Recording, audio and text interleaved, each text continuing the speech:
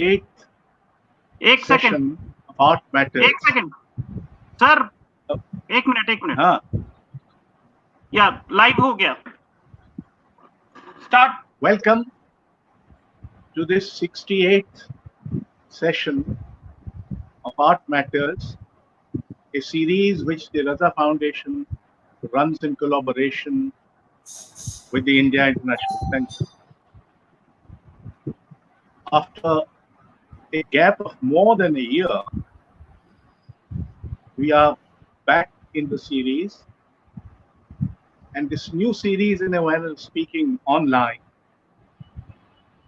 is going to be a very special session with the writer-musician Amit Chaudhuri.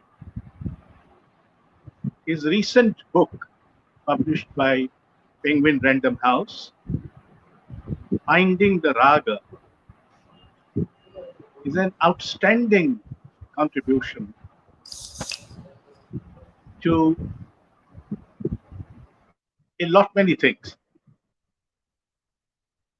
Most importantly, understanding the Hindustani classical music, the North Indian classical music. As you know, Amit is a well-known Indian English novelist who has won the Commonwealth Prize and the Sahitya Academy Award. He teaches creative writing in Ashoka University, has also taught in many universities abroad. He had worked on a critical book on D.H. Lawrence's poetry and a book on Calcutta. But even in his rather rich pool, this is an exception. He himself says that it is a narrative, not a story, a series of opening paragraphs where life is about to happen. I am reminded of a Portuguese poet whom I studied way back when I was 16 years old. A line which says, "In you at every moment, life is about to happen." So, life about to happen. Uh, it, it has autobiographical details. It's the story of initiation into the Hindustani classical music, learning, and a human narrative of teachers who taught him this music. So the first question arises is, what made you, Amit, decide write this kind of a book? Uh, Let me tell you that it is an insider's book. We have books on music by outsiders, by critics, by such like musicologists, and you have books by musicians. But there seldom has been. There are poets, for instance, Binda Karandikar in Marathi, who used some tals and wrote poetry, and there were others who have enjoyed music and have written about poetry, etc. But yours is a very different take. You are writing not only about your own experience of that music, but you have made some very interesting insights. We'll come to that later. But let's start with this first question. Why and what made you decide to write this book? Ashok, the idea for this book has been with me for a long time. So I'm trying to think when the idea would have come to me. I think sometime in the 90s. Yeah. About the time when you started performing and recording I music. started, right. Yeah. I started performing. Well, I started performing in. If I put a date to when I started performing Hindustani classical music, it would be around 87. Around that time, 1987. By the way, I'm going to take off these.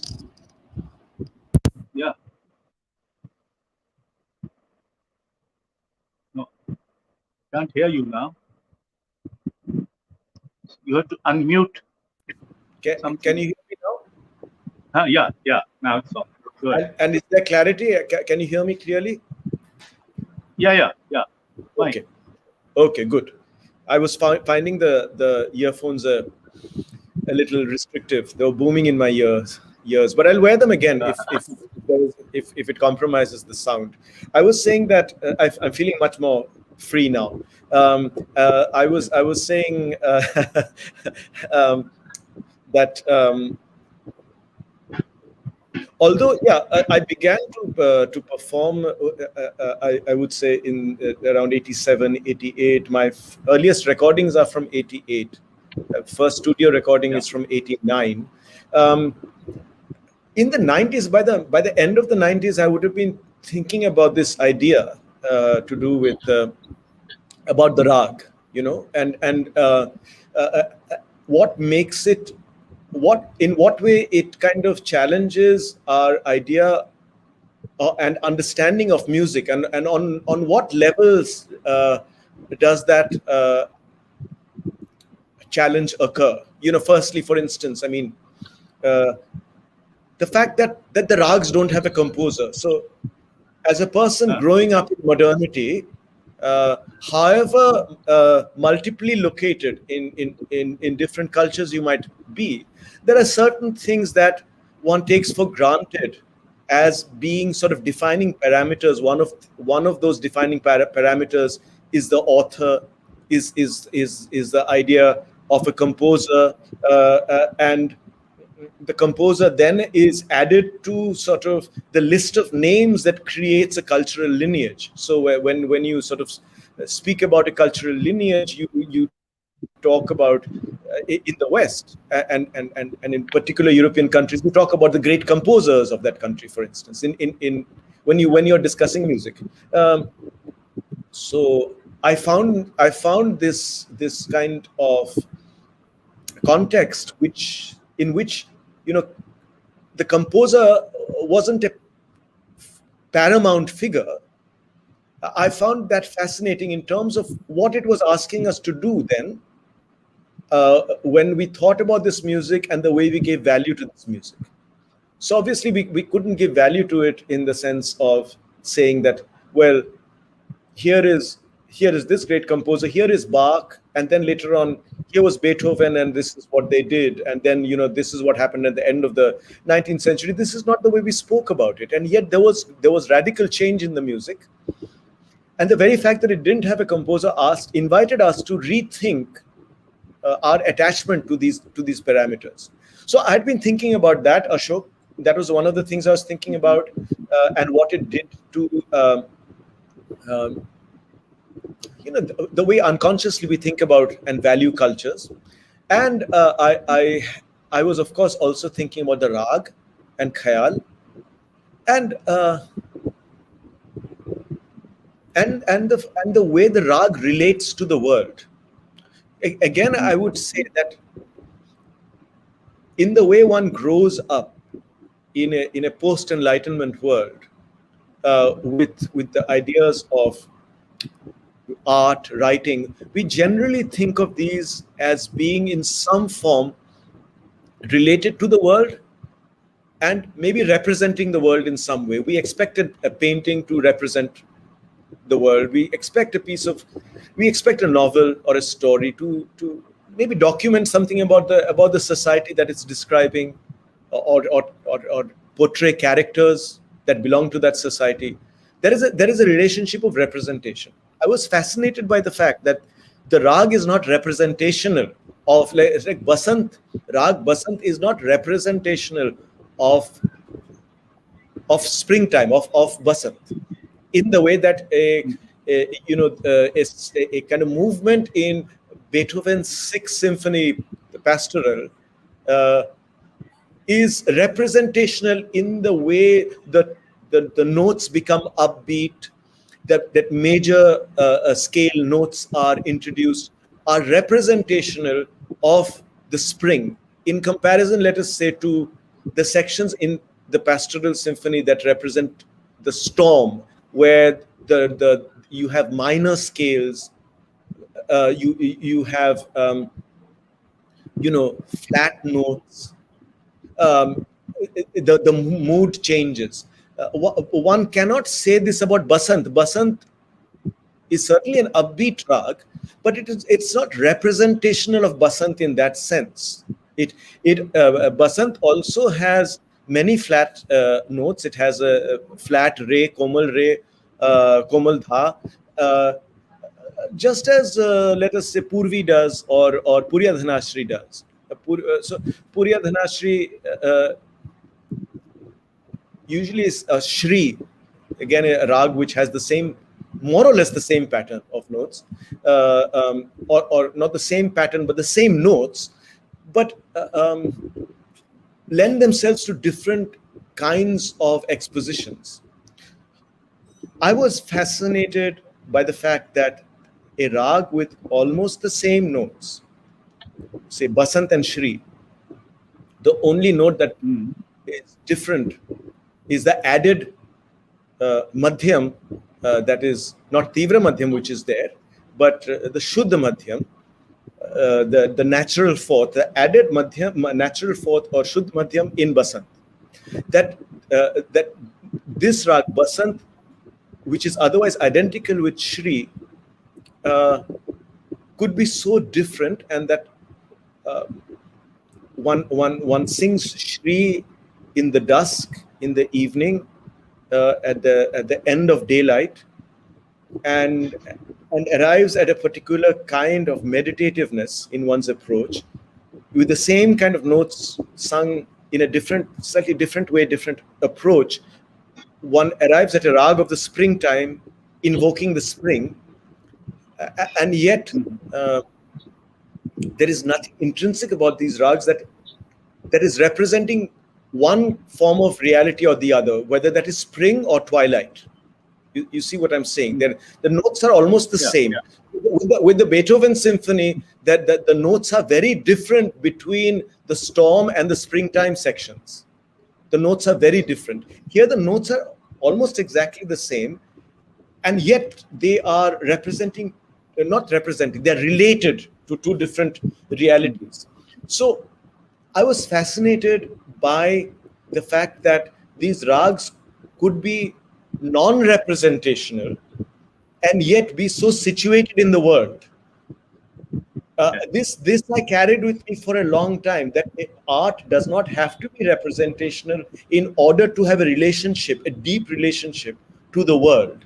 This I found very beautiful, and I wanted to write about this, Ashok, for a long time, and finally got around to writing about it a couple of years ago. Yeah.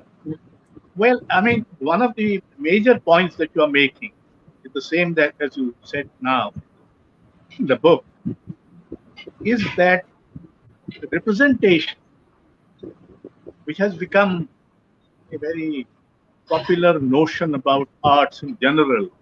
What is this poem all about? What is this painting all about?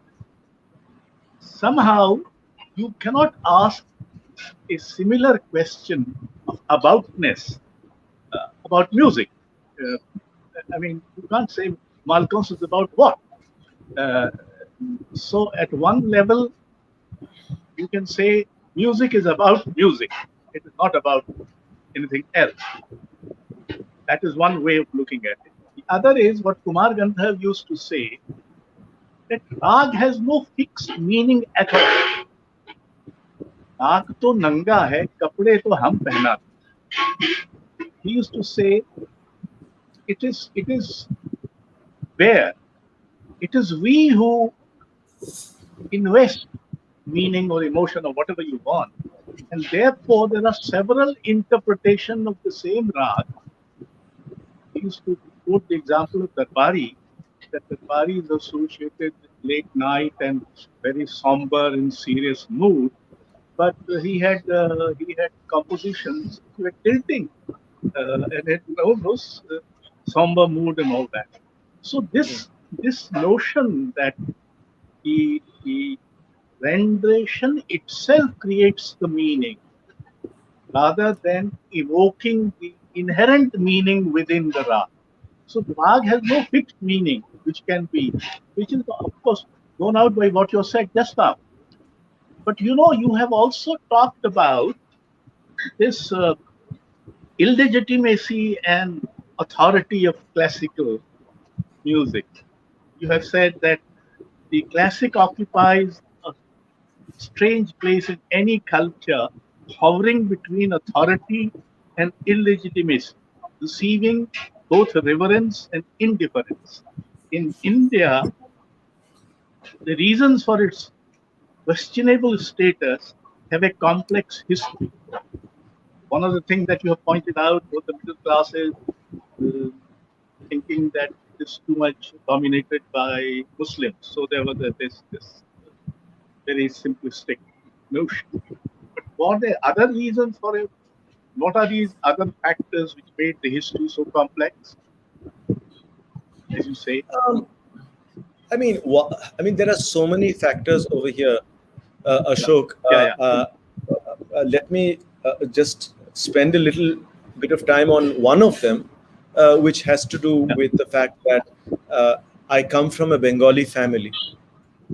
yeah, Although I grew up in Bombay, um, yeah, and it could be that although Calcutta too was a center of classical performance in the 60s, 50s, 60s, post-independence India, and possibly before then as well, of course. But if I had grown up in Calcutta, I I I don't know uh, to what extent I would have been exposed to or been shielded from Hindustani classical music. You know, given the fact that, firstly, the Tagore song would have dominated, um, as it did in this particular culture over the 20th century. Um, yeah, and then there were various other forms of, there were various other composers also who were very distinguished, and that kind of music was dominant. Um, and and the kind of new anglophone class that I was growing up in also meant that I would have been listening. If I was not listening to Robindra Sangit, then I would have been listening as I did. I was listening to rock music or the blues or Western pop, you know. But in Bombay, I did get kind of uh, a chance, almost inadvertently, to at a certain point in my life yeah, to begin to listen to Hindustani classical music. Um, and because the Maharashtrian tradition and the tradition from Dharwad and Karnataka, it's very strong. So it was around me. However much I shut it out, and it is very possible to shut it out. All my friends definitely shut it out. You can exist on different planets in the same city. So it would have been possible to do that, but once I kind of sighted that planet, it became very interesting to me. Um, so we are talking about the reasons why the middle class might ignore classical music, or the classic, in this case Hindustani classical music. So for the Anglophone middle class, it just seemed arcane, uninteresting. The very things that they would have been interested in jazz, in terms of improvisation, they would shut away as far as Hindustani classical music was concerned. The Hindustani itself, the Hindi language itself was kind of. So I'm going to look at two things: the Anglophone class which I belong to, and my Bengali middle class kind of background, my parents.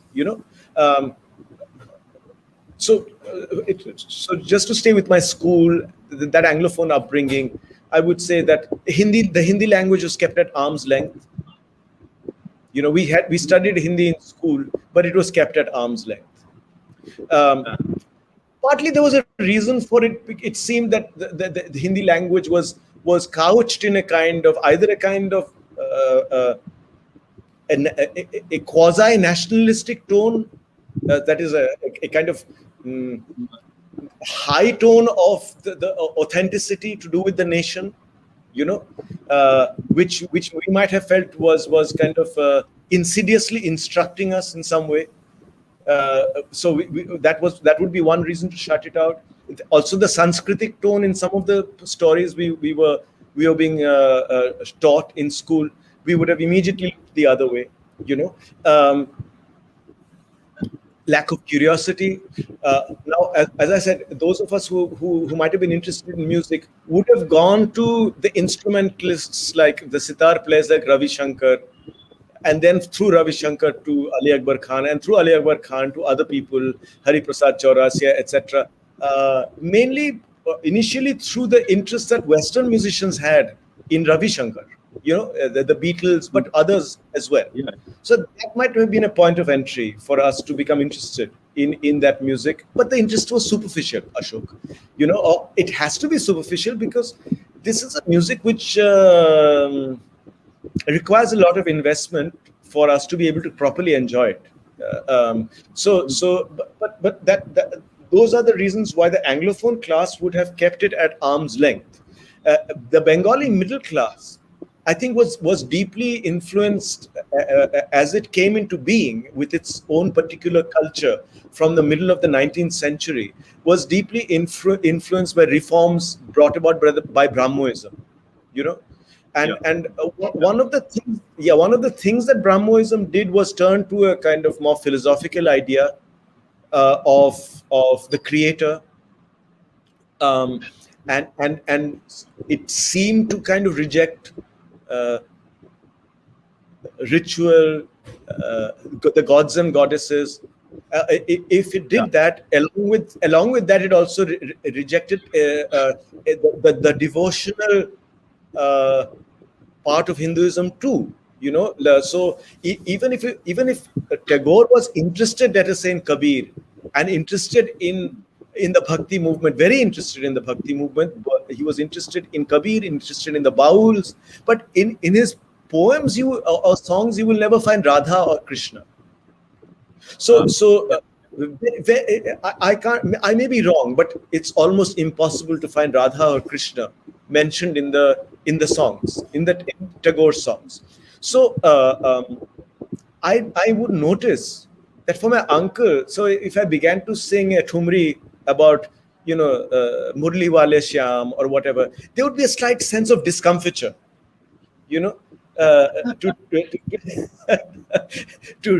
do the mention of. So it is not as if they were close to the spiritual dimensions of experience. And one of the people that the Bengali middle class was very interested in was Ramakrishna Paramhansa. But when it came to music and song, I noticed that this class, got a little kind of uncomfortable the moment bhakti came into the frame. So, Ashok, there was one singer I admired, whom I discovered through my parents, called Pannalal Bhattacharya, who used to sing Shyama Sangit. I admired his, songs to Kali. I used to admire him as a singer. I thought he was a marvelous singer, but he had decided to sing Shyama Sangit. And when I played him for one of my uncles, this uncle was very astringent in his kind of aesthetics, and he said, "Why are you listening to this? Because it has all the devotional vocabulary to do with Kali worship. However aesthetically it might be framed, there was some part of him which was undergoing a kind of visceral reaction to it. So that is another reason I would say this legacy of Brahmoism, which has a lot in common, I would say, with Khayal. Khayal also comes from not a devotional understanding of music, but a philosophical understanding of music. So which is why it becomes so easily kind of and wonderfully secular, not in some sort of constitutional sense, but in a philosophical sense, that the sacred becomes secular in Khayal, so that Muslims are formulating it, Hindus are singing it, They are not pronouncing these words if they occur in the song properly, whether it's Radha, Krishna, Hari. They are existing on some other level of spiritual experience that is not devotional.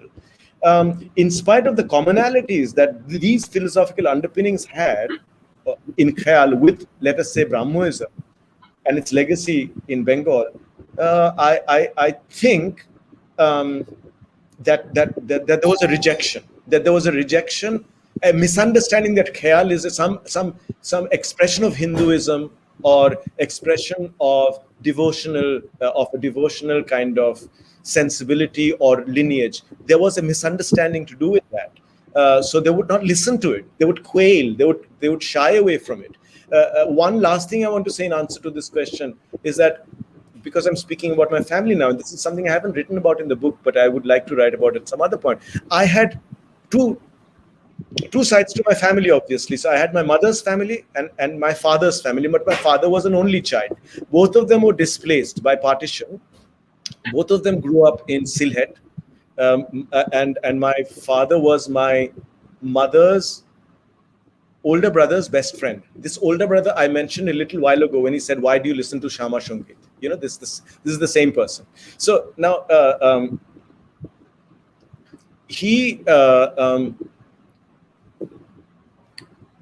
so these two sides of the family, because my father was an only child, because all of them had left Sylhet, and it was all sort of way back in history, their family contexts.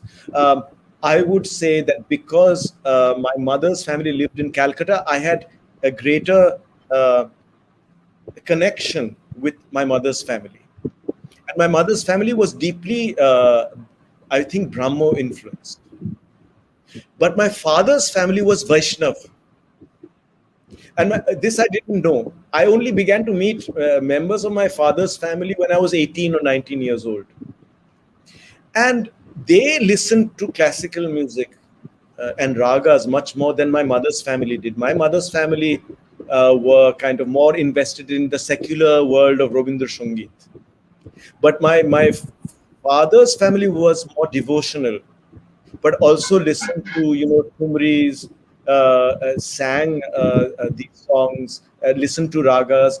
I sometimes wonder if it was something in my blood from my father's side that woke up, and brought this kind of classical thing into my universe. Now, coming to your, in the good old Indian philosophical tradition, where you have to describe something, describe it by neti neti. This is not it. This is not it.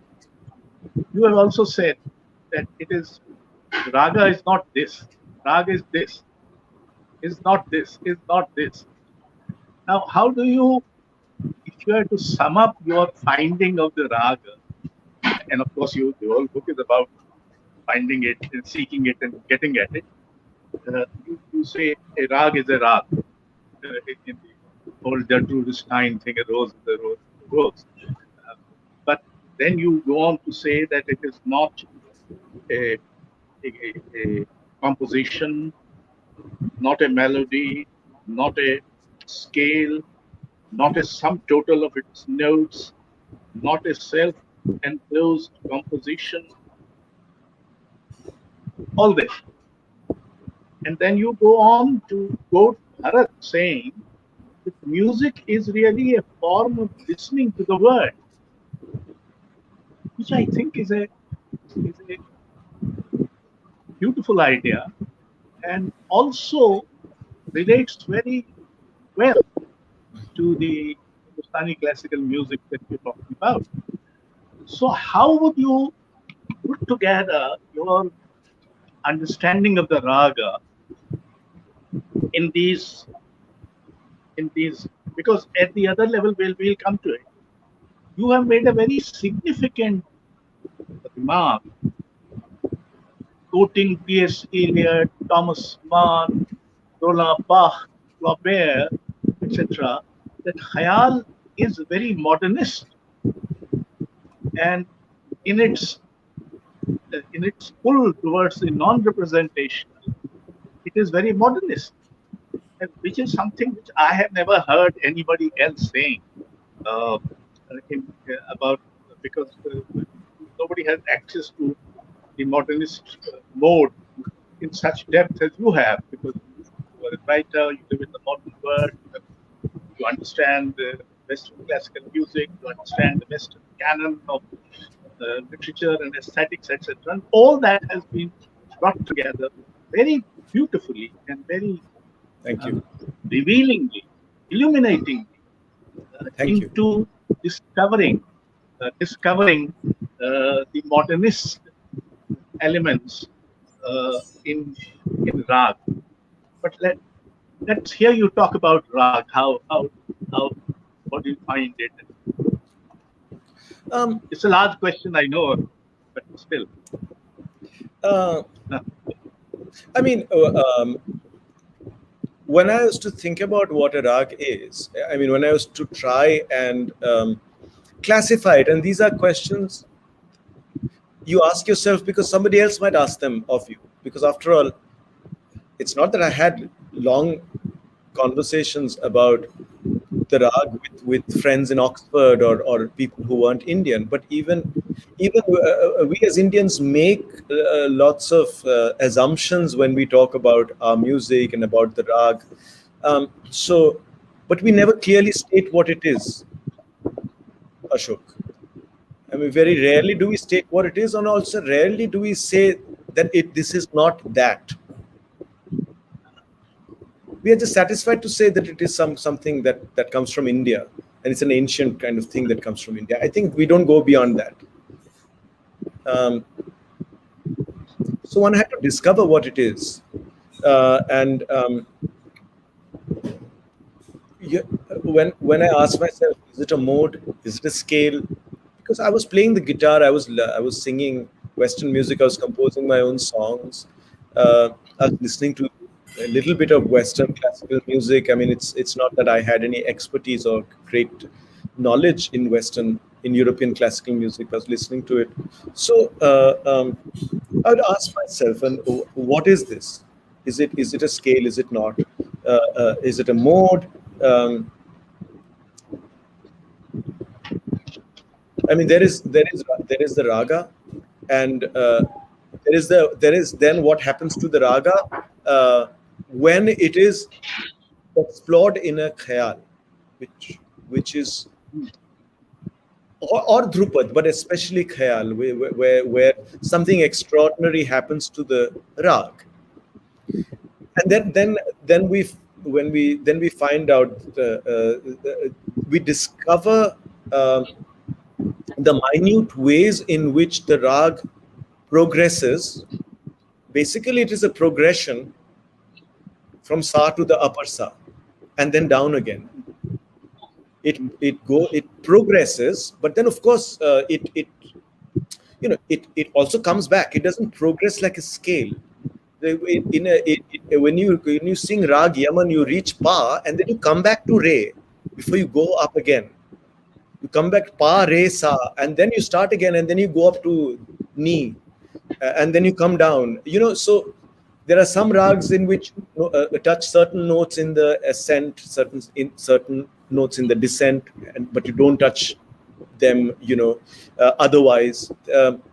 So it's a very particular form of progression, which is then subjected to very minute scrutiny in the khayal form. So it is a simultaneity also of notes. Like I mean, Ashok with Yaman, for instance. I mean, when you sing pa, you're aware of all the other notes, including re. I mean, or let's say marwa. You sing dhani re. You're singing dhani re. You're aware also of the upper dha, and from dha maga re, that you must come down to the re again, the lower re. That means that the notes are always this particular pattern is simultaneously present in your head, and the potential of delaying or exploring this pattern at a certain tempo, in a certain way. Every day you approach it slightly differently, creates the rag. It creates the rag. That means we cannot even say that the rag is just melody. And in Western music, you have harmony, where harmony means a simultaneity of notes. This is another distinction that's made. That you play a chord and you're playing 3 or 4 notes together to create a particular kind of mood that comes into being through those 3 or 4 notes. But in a rag also, even if you're singing one note, you are aware of all the other notes in that rag. So you're aware that the Komal Re in Marwa is related here to Dha, to the Shuddha Dha. It's not related to Pa. You're aware of this. So you are aware of the juxtaposition of notes. It's a profound awareness. This juxtaposition of notes, it makes us aware of the juxtapositions, or a juxtaposition of notes in a very different way from harmony. We are like harmony in raga. You are aware of not a melody, but a simultaneity of notes that are interrelated in a very particular way. The Komal Re in Marwa is not the same as the Komal Re in Shri. The Komal Re in Shri is related to Pancham. The Komal Re in Marwa is related to Dhaivat. So the Re is different. The Komal Re is different. So one can talk about this for a long time. It is a form of questioning, what we know about music. The other 2 things that you have very beautifully analyzed, one is Shruti, and the other is Badhat. And Badhat you have described as some kind of a deferral, that you keep on sort of putting it off for a while, keep on. Right. Now, would you like to say something about that? I mean, Shruti, my friend Manikal, whom you also mentioned, used to say that Shruti really is the shadow of one note on the other. And you have said that Shruti is really anticipation, something like that. Anticipation of the other note. The note has not yet arrived. There is only an anticipation, and that is what constitutes Shruti. Yes. So, would you like to say something? Yeah, in my personal understanding, I mean, Shruti creates. Shruti is a very mild oscillation, where, Yes. let us say, since you mentioned Darbari, where you have a flat third, that is a Komal Gandhar. You don't have Shuddha Gandhar in Darbari, but from Komal Gandhar, if one is kind of thinking of Madhyam, so the Shuddha Madhyam is there. One is thinking of Madhyam, but one is not ready to go to it. One is happier, anticipating its arrival and delaying going to the Madhyam. There is a slight fluctuation to the note, a kind of andolan, an agitation to the Komal Gandhar. But the Komal Gandhar's agitation cannot become an agitation that fully touches Shuddha Gandhar, because there is no Shuddha Gandhar in Darbari. It's a midway note that's being touched in that andolan that is suggesting not Shuddha Gandhar but Madhyam, the imminent arrival of Madhyam. This is done repeatedly with many notes in the rags, So in Western music, the 7th note, that is, let us say, in Hindustani music, it is called ni, sare gama padha ni. In Western music, this seventh note, ni, is it called do re mi fa sol la ti? So that seventh note is called a leading note. Why it's called a leading note is because when we hear the ni, we sense a kind of straining for consummation in the tonic, in sa. So the ni always you always leads to sa. I mean, that's the sense you get of ni when you listen to ni. In Hindustani classical music, there are multiple leading notes. Every note seems to be suggesting consummation in the next note, but it's also delaying that consummation. That suggestion and delay, Shruti is involved in that suggestion and delay. If there was no Shruti, then we would move straight to the next note and consummate it in the next note. The fact that the next note presents a consummation is also an extraordinary contribution of Hindustani classical music, because as I said, in Western music, you only think of the tonic as providing a resolution. You move from the seventh ni to the tonic sa. Over here, you understand that every note that's to follow the earlier one presents a temporary resolution that is being hinted at but being delayed.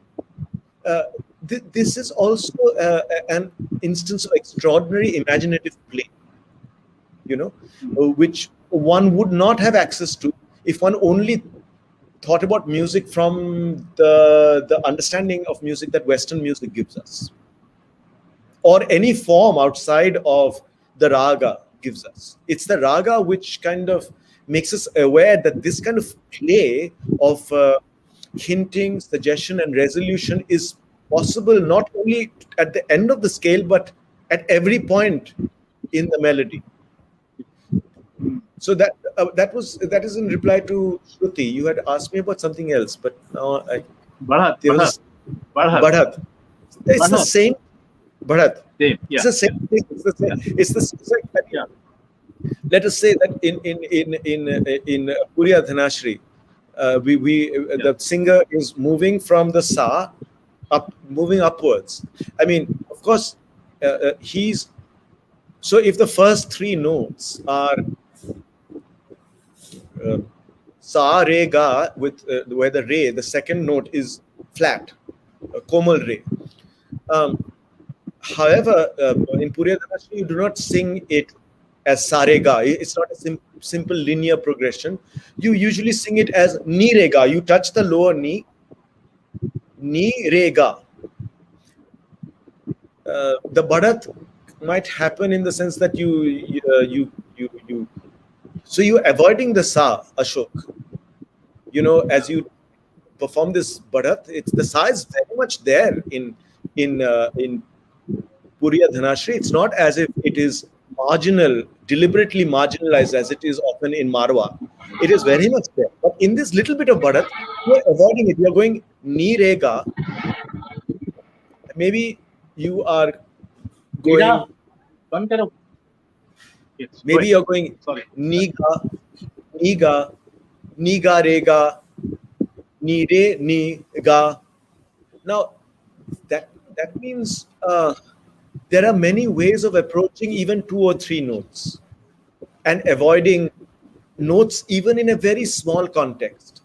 Even in a reduced context in Puriya Dhanashri, there is much you can do in approaching a couple of notes or 3 notes and in avoiding notes. This again creates a kind of a wonderful aesthetic of delay. We call it badhat.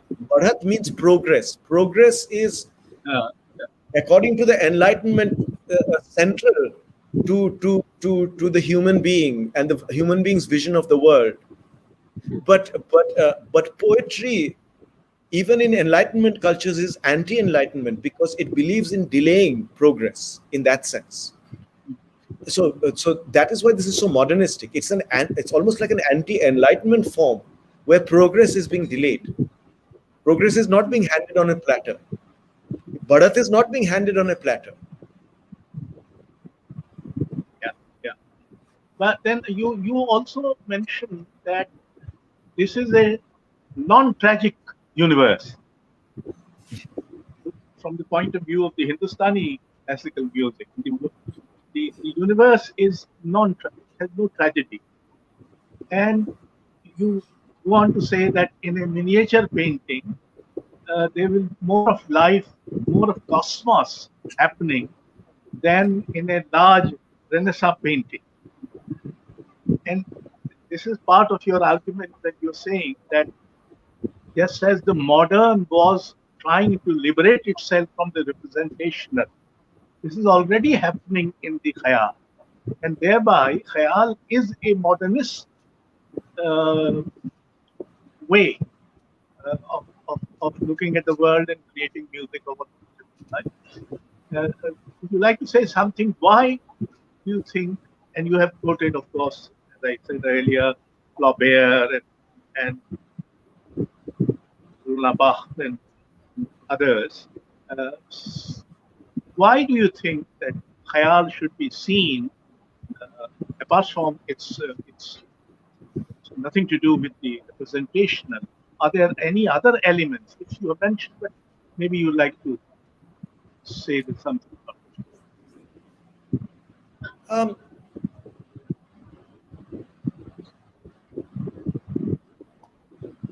yes, let me try and answer this. because let me say, First, the classical is thought to be, if not anti-modern, at least non-modern, the classical itself, the term. So uh, we have not treated the classical as possibly the modern. Yeah, go ahead. and I think we should. I think we should. I mean, see it as a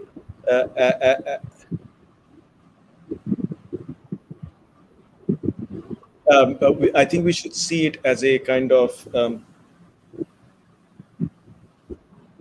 khayal as a very important part of modernism, of modernity. Um,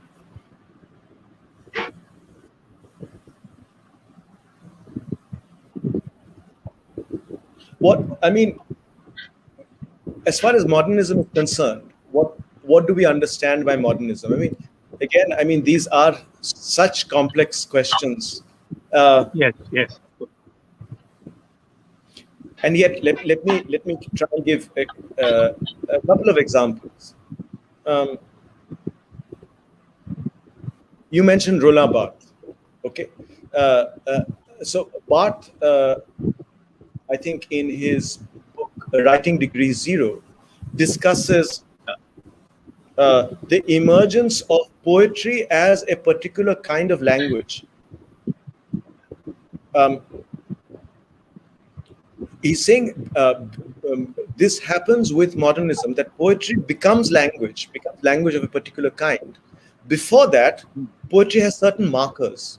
One might almost say that prose plus certain markers equals to poetry. So those markers might have to do with, let us say, rhyme, uh, the stanza form, Meter. meter, ornamentation of a certain kind of language, which is why you say here the language is poetic. But with the emergence of modernism, none of these markers are a guarantee that what we are looking at is poetry. Poetry becomes a new form of defining language itself. It has none of the conventional markers which we associate with poetry. Um, with khayal, one might say that a khayal is set to a rag.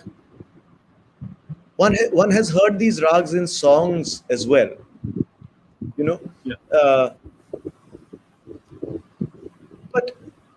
what if one were to take the first element of that song and expand it for 5 minutes? What happened with poetry that Barth is referring to is the loss of recognizable markers to do with form. You no longer have those recognizable markers. In different kind of exploration is taking place. The markers have been thrown off. They are no longer there to kind of guide you or give you a false sense of security that here I am reading a poem. It is saying that reading a poem is not so easy. Don't think that just by sort of identifying the stanza and the meter and the rhyme scheme that you think that you know poetry. Poetry is a form of linguistic consciousness. You are now being thrown into that consciousness without any of the security that these traditional conventions of form have given you in the past, saying that I'm reading a poem now.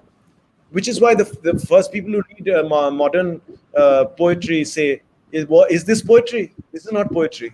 Yeah, What is this? Yeah. So similarly with painting. Now, if I'm painting a tree, let's say a post-impressionist person paints a tree. The first critics who go to see those paintings in the galleries say that these are smudges. This is not a tree at all.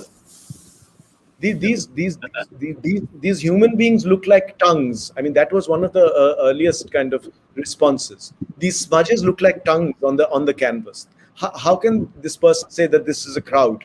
It doesn't look like a crowd. Similarly with khayal, people say that what is this? Because the security. I'm not saying that the khayal doesn't have its own conventions, doesn't have its own markers. Impressionist or abstract painting also has its own discipline, its own markers. Yeah. But those disciplines are being formed anew without taking refuge in the conventions of representation.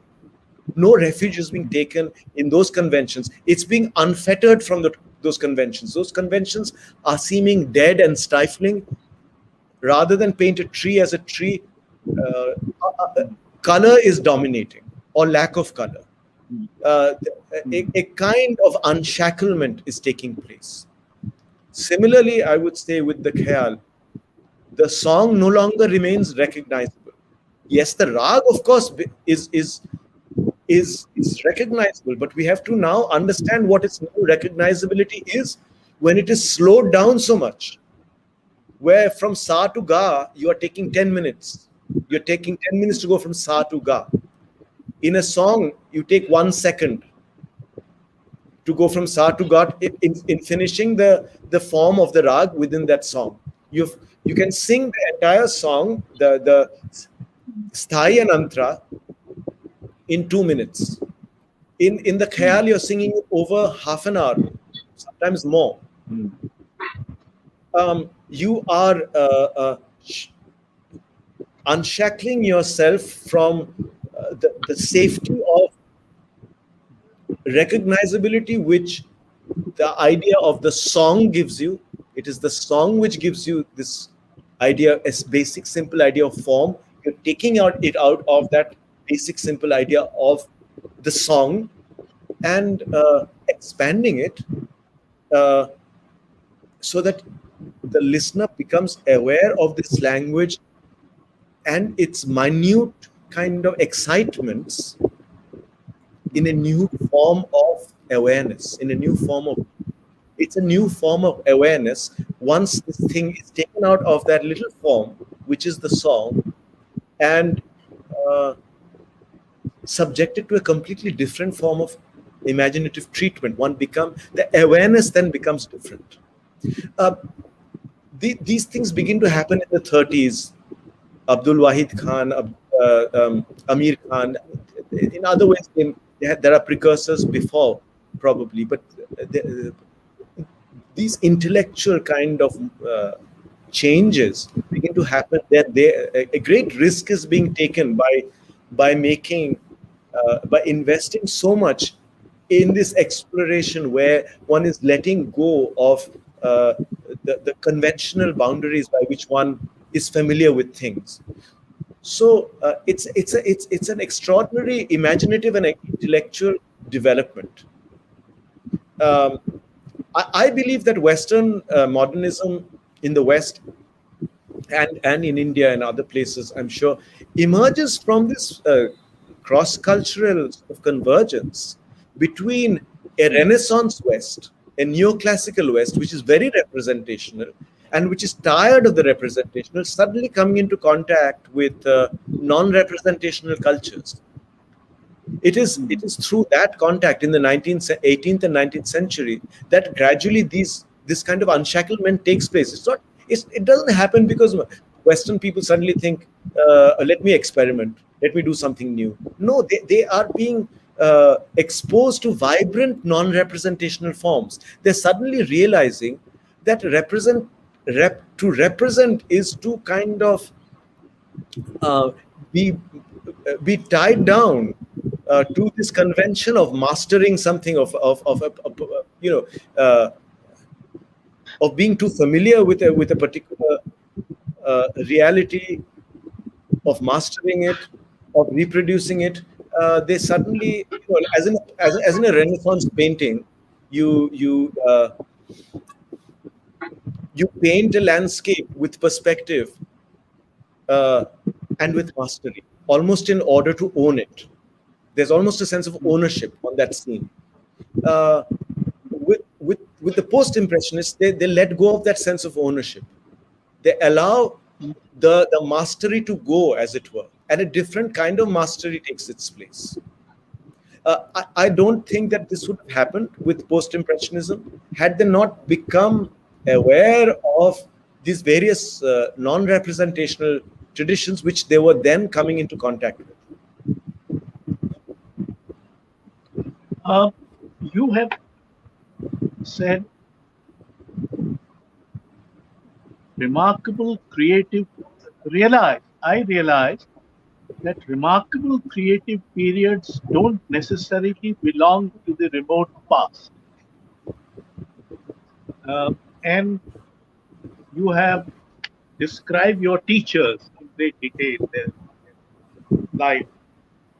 So, one of the things that occurs to me is that a large number of gurus who produce wonderful musicians went unknown, almost remained invisible.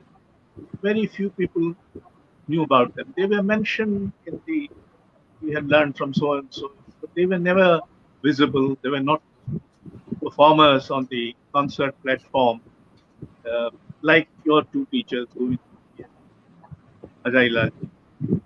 Uh, they might be known in a limited sense. And there have been a number of such teachers. So there is a human narrative going around how transmission is taking place and how transmission is also allowing the recipient to transform it uh, in, in the in view of his or her own aesthetic vision or aesthetic responsiveness, etc. Would you like to say something, especially bringing in those your two teachers? My teacher, Pandit Govind Prasad Jaipurwale, um, Ah, he was he was, of course, very well known as a teacher. He was an extraordinary singer. I mean, he was and thankfully now you can hear some of his recordings on YouTube. um, yeah, yes, so and his father was also an extraordinary singer, um, and one of the great composers of khayal bandishes ever. So Lakshman Prasad Jaipurwale, Govind Prasad Jaipurwale, when I say they're extraordinary, I don't use that word loosely or like a fan would. I use the word with due consideration. You know that there were not many, very few singers that I've heard who who both had the kind of tonal quality that they did, and the virtuosity and the imagination and the aesthetics kind of sense that they did. Um, but Govindji, my teacher died when he was only 44 years old. I learned from him between 1978 and 1988 when he died, and so I must have learned from him when he began learning from him when he was only 34 years old. He was already known as a virtuoso singer. He should have been heard a little more than he was, and we won't go into the reasons why he wasn't. But there is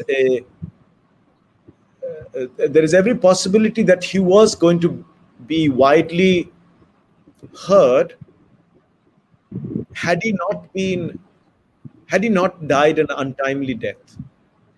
His father, Lakshman Prasad Jaipurwale, from what I hear, was a sage-like figure. I mean, in the sense that, by that I'm not talking about his morals. I'm talking about his unworldliness and his commitment to his particular art. So he gave himself completely to his art, much more than he gave himself to the world. So one has to kind of also realize that there are people like that who give more time to their art than they do to the world. We might find it today in 2020 difficult to believe that this could be a reality, but it was a reality. The good thing about YouTube and these recordings is one can rediscover these figures and see exactly what they did. But you're right. I mean, Hazarilal ji, who taught me, who helped teach, further hone my kind of, education in music, what I was getting from Govindji. He was a very gifted Kathak dancer, but he was also a singer. He was my guru's brother-in-law. He is certainly very little known outside of the family. He was a very gifted man. I got to know these people at a time when the musical world was becoming more and more baffling. That is, you had the rise of the ghazal in the 1980s. My guru sang ghazal very beautifully. As far as I could tell, I mean, the one ghazal singer from that time whose music I really loved as music was Mehdi Hasan. But what one was hearing was this baffling efflorescence of ghazals and bhajans that didn't seem very musical. It was the onset of a new kind of kitsch, which had its own market, for new markets at that time. Ashok, I mean, earlier there had been film music, then this new market for these ghazals came into existence, and with it these new stars who came and went.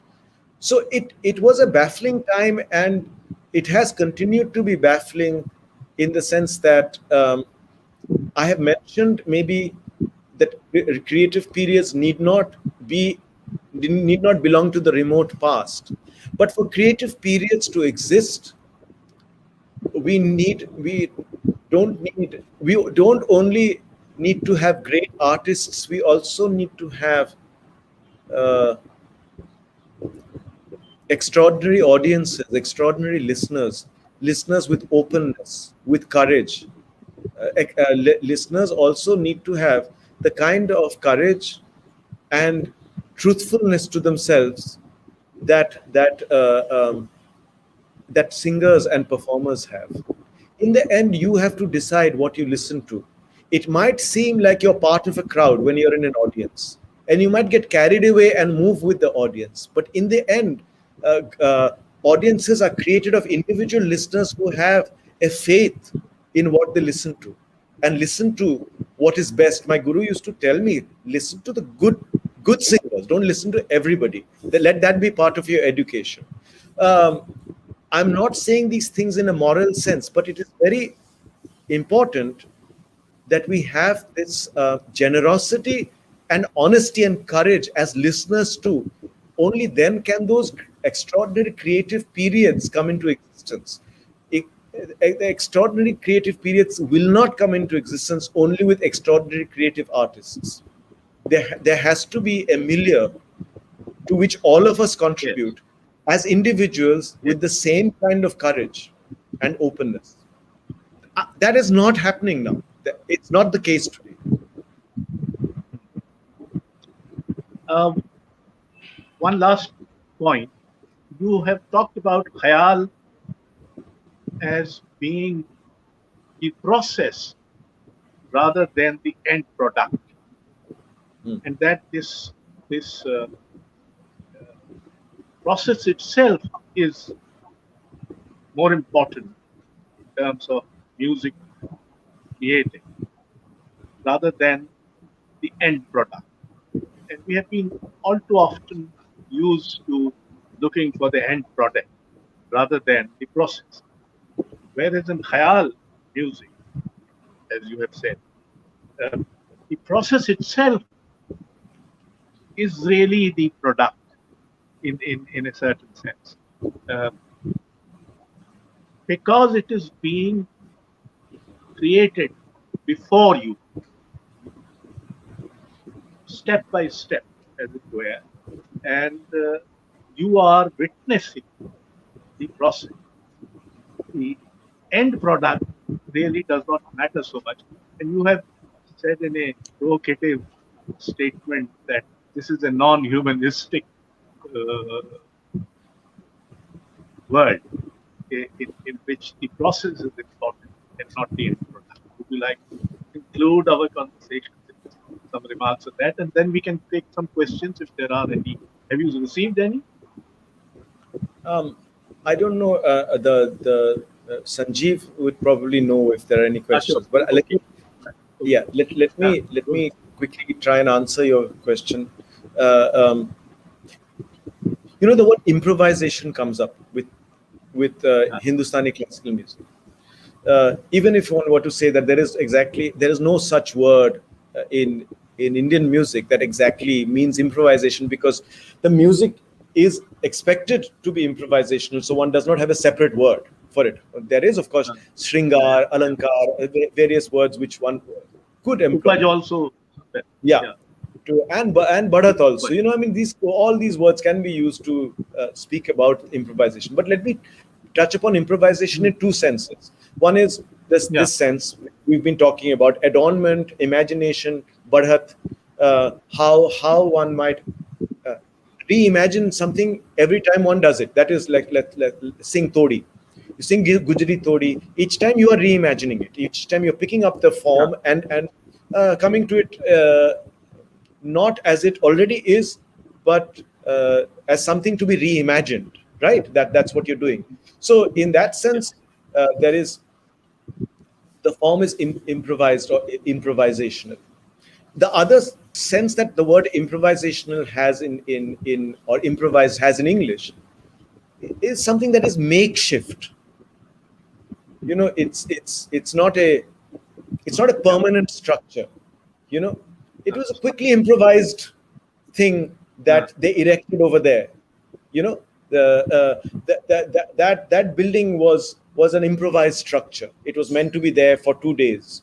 you know Yeah. so you see that also going on. That improvisational kind of unfinished quality goes on in the performance itself.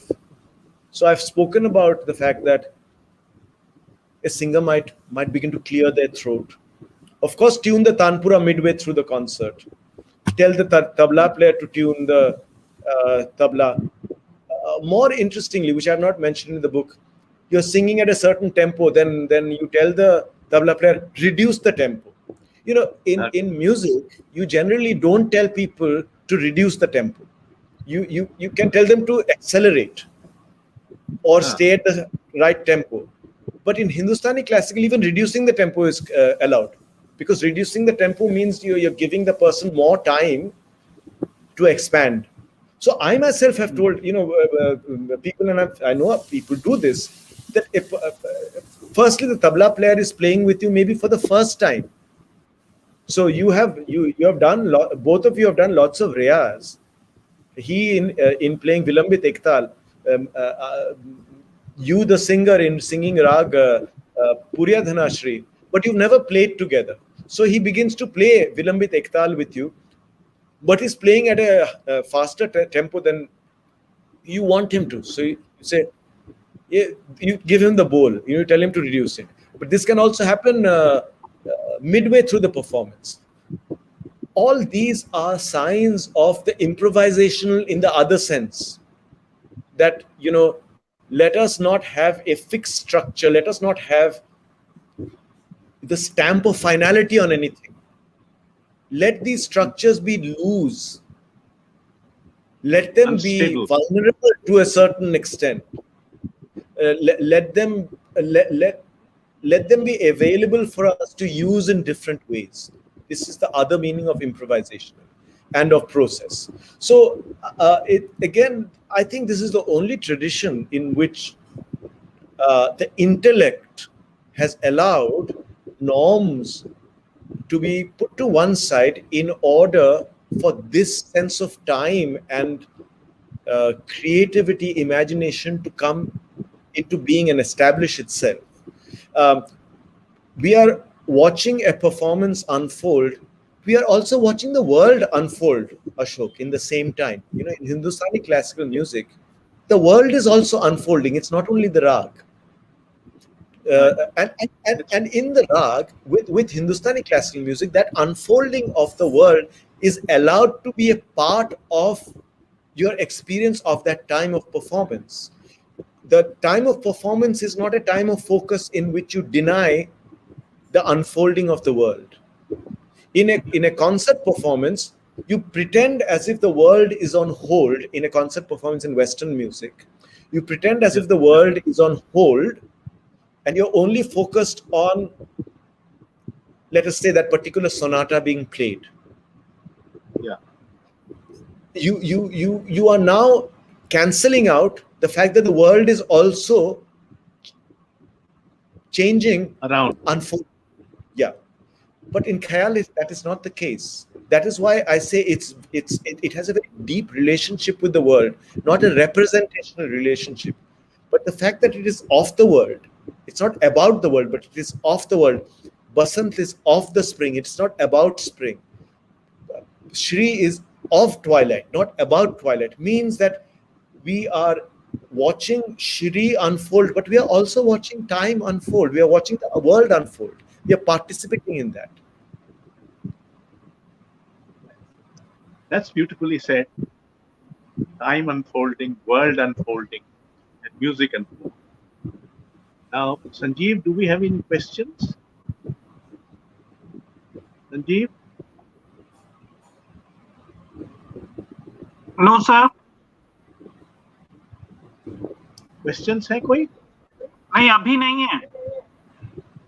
Oh. Then we can call it a day, because we've had a wonderful, long, elaborate chat, Ashok. Chat. So, thank you very much, Amit. Thank you, Ashok. Thank you for And yeah. this is, I suggest that this book should be translated into Hindi and some other language. So it's a good idea. Because it's a good idea. you see, the things that you have said about music, etc., would be better communicated. Even musicians, some of the musicians would be quite surprised to find such interpretation. And I think it's a good idea. I will sort of look into it. Yeah. So thank you very much. And thank you for your viewers for being very knowledgeable sort of questions. I was very happy to get them. Yeah. Okay. Thank you. Bye. Bye-bye.